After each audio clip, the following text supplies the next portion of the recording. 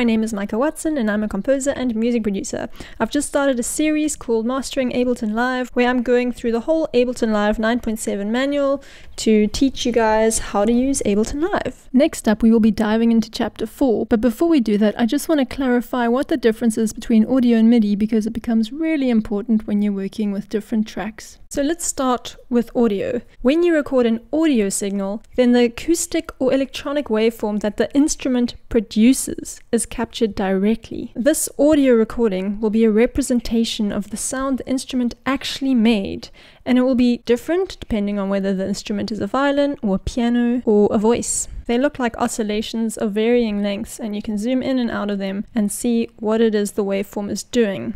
Audio signals absolutely have to be recorded on an audio track of a DAW. You cannot record audio on a MIDI track, and similarly, the computer can't interpret MIDI data on an audio track.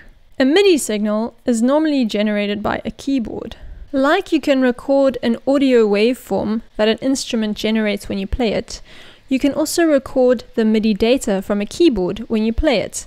The data that you would be recording would be things like which keys were pressed, and how hard the key was pressed, and other associated data. So the MIDI signal itself doesn't sound like a violin or a voice. It's literally a list of which keys were pressed and when, and whatever other information that you decided to encode into the MIDI. MIDI signals need MIDI tracks to function.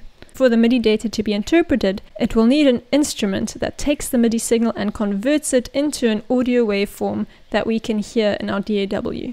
MIDI data is very versatile in that you can edit it quite freely and quite simply. You can change pitches and durations of notes without a lot of trouble.